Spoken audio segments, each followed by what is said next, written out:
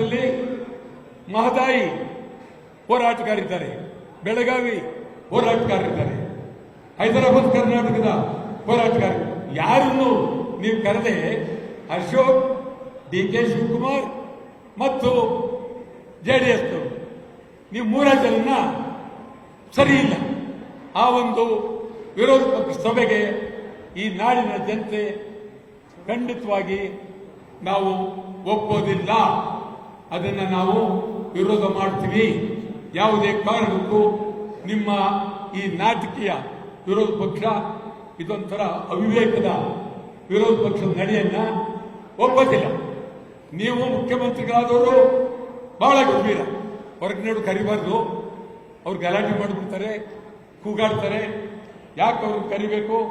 ಈ ಧೋರಣೆಯಿಂದ ನೀವು ಪಂಜರದೊಳಗೆ ವಿರೋಧ ಪಕ್ಷ ಸಭೆ ಕರೀತಕ್ಕಂಥದ್ದನ್ನ ಸಮಗ್ರವಾಗಿ ಕನ್ನಡ ಒಕ್ಕೂಟ ನಾವು ತೀವ್ರವಾಗಿ ವಿರೋಧ ಮಾಡ್ತೀವಿ.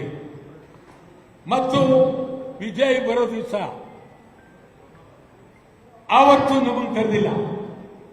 ಇವರಿಬ್ಬರು ಎಲ್ಲಿ ಹೇಗೆ ಗೋಪ್ಯವಾಗಿ ಮಾತಾಡ್ತಾರ, ಬರೀ ಕಿವಿ ಮಾತಾಡ್ತಾರ ಅಥವಾ ಏನ್ ಮಾತಾ ನಮ್ಗೇನು ಗೊತ್ತಿಲ್ಲ.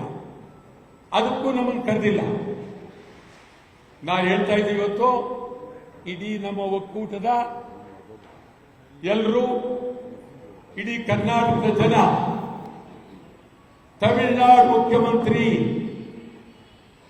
ಕರ್ನಾಟಕ ಬರೋಕ್ಕೂ ಮುಂಚೆ ತಮಿಳುನಾಡಿನಲ್ಲಿ ನಾವು ಸದ್ಯಕ್ಕೆ ಕರ್ನಾಟಕ ರಾಜ್ಯ ಕಣ್ಣೀರಲ್ಲಿದ್ದಾರೆ, ನಾವು ನೀರಿಗಾಗಿ ಒತ್ತಾಯ ಮಾಡೋದಿಲ್ಲ. ಪ್ರೀತಿಯಿಂದ ಈ ಮಾತನ್ನ ಕರ್ನಾಟಕದ ಮುಖ್ಯಮಂತ್ರಿ ಡಿ.ಕೆ. ಶಿವಕುಮಾರ್ಗೆ ಹೇಳ್ಬಿಟ್ಟು ಹೋಗೋದಕ್ಕೆ ನಾನು ವಿಮಾನದಲ್ಲಿ ಬರ್ತೀವಿ ಅಂದ್ರೆ ಪ್ರೀತಿಯಿಂದ ನಾವು ಸ್ವಾಗತಿಸ್ತೀವಿ. ಇಲ್ಲ, ಏರ್ಪೋರ್ಟ್ ವಿಮಾನ ನಿಲ್ದಾಣ ಮುತ್ತಿಗೆ 3ನೇ ತಾರೀಕು ಯಾವ ಕಾರಣಕ್ಕೂ ವಿಜಯ್ ಅವ್ರ ಬಗ್ಗೆ ಎಲ್ಲರಿಗೂ ಒಳ್ಳೆ ಗೌರವ ಇದೆ, ಒಳ್ಳೆ ವ್ಯಕ್ತಿ.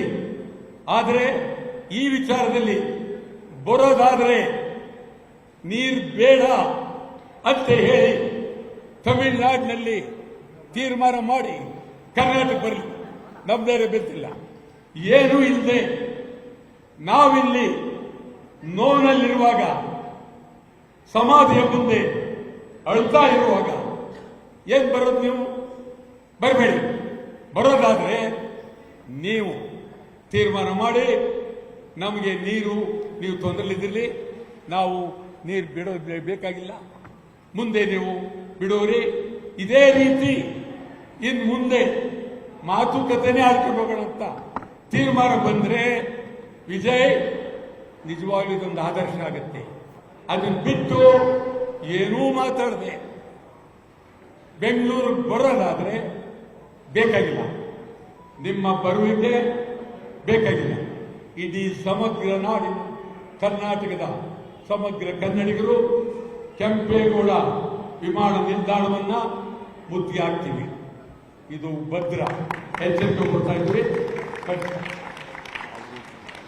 ನಿರ್ಭೀತ, ನಿಷ್ಪಕ್ಷಪಾತ, ವಿಶ್ವಾಸಾರ್ಹ ಸುದ್ದಿಗಳಿಗೆ ಮತ್ತೊಂದು ಹೆಸರಾಗಿರೋ ನ್ಯೂಸ್18 ಕನ್ನಡ ಈಗ ಆಪ್ನಲ್ಲೂ ಲಭ್ಯ ಇದೆ. ದಯವಿಟ್ಟು ಇಲ್ಲಿರೋ QR ಕೋಡ್ ಅನ್ನು ಸ್ಕ್ಯಾನ್ ಮಾಡಿಕೊಂಡು ಆಪ್ ಡೌನ್ಲೋಡ್ ಮಾಡೋದಕ್ಕೆ ಮರಿಬೇಡಿ. ನಿಮ್ಮ ಬೆಂಬಲ ಹೀಗೆ ಸದಾ ನಮ್ಮೊಂದಿಗಿರಲಿ.